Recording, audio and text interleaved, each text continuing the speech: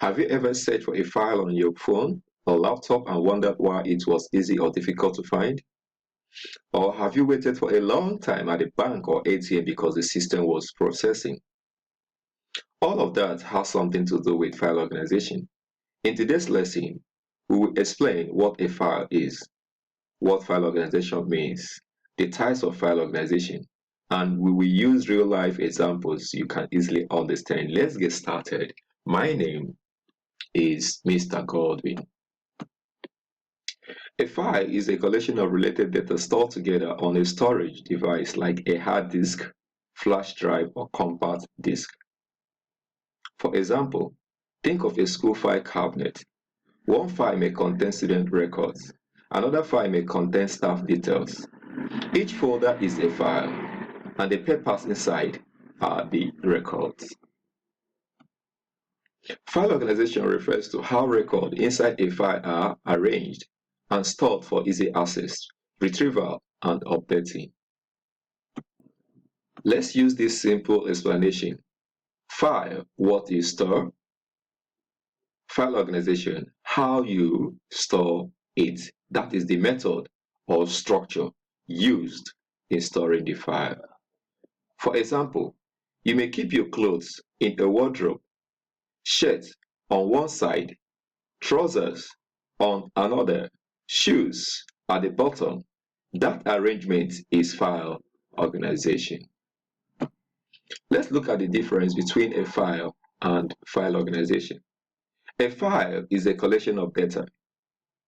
File organization is a method or structure of arranging the data. For example, a school register is a file. The way students are arranged by admission number is a file organization. Now, these are types of file organization: hierarchical, sequential, relative or direct access, and also we have indexed file organization.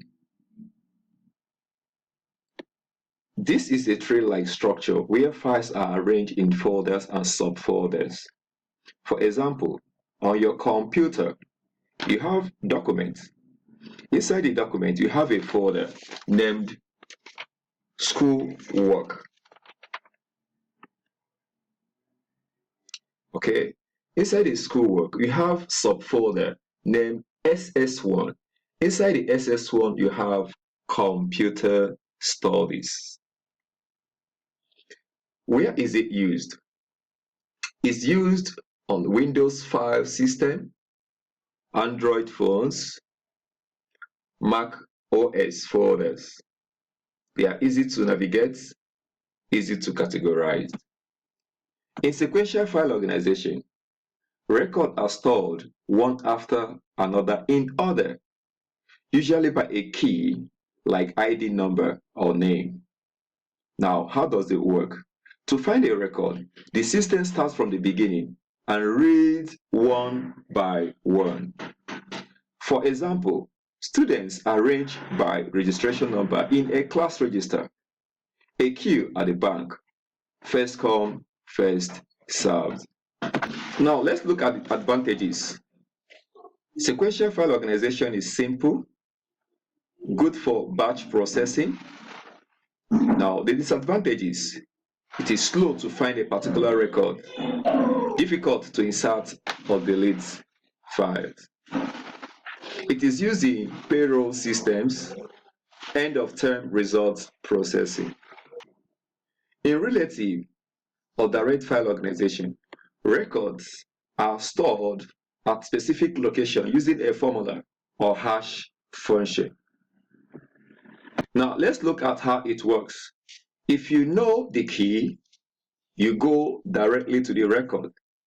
For example, ATM system. Once you enter your card and PIN, the bank system goes straight to your account. Also, hotel rooms with numbers or room numbers. Now, relative or direct file organization is very fast, best for real-time systems. Disadvantages: it's complex to implement. record collision may occur. That is true. The disadvantages, let's look at it is very complex to implement. Record collision may occur in relative file organization. In indexed file organization, records are stored sequentially, but an index is created to locate them faster. I said records are stored sequentially, but an index is created to locate them faster. That is one good thing about index file organization. For example, a book index. You check a topic, see the page number, and go straight there. Also, your library catalog system.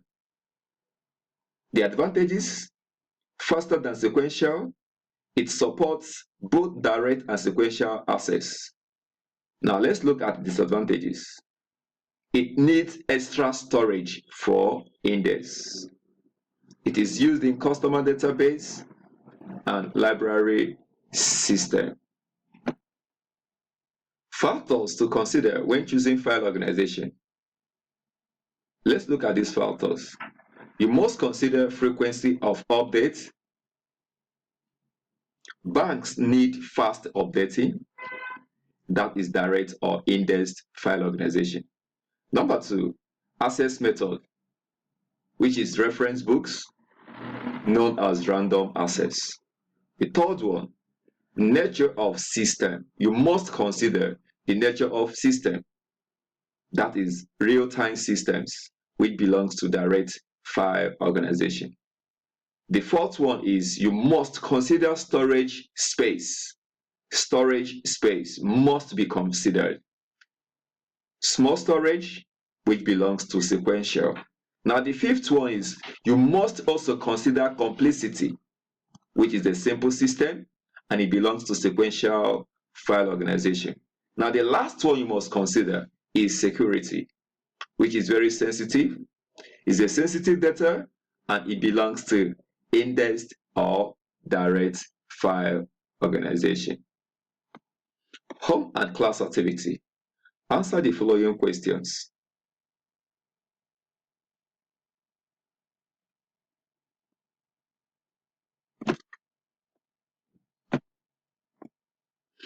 Thank you for watching.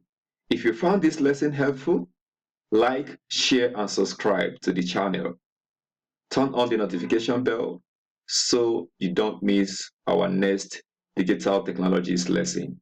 See you in the next lesson, and thanks for watching.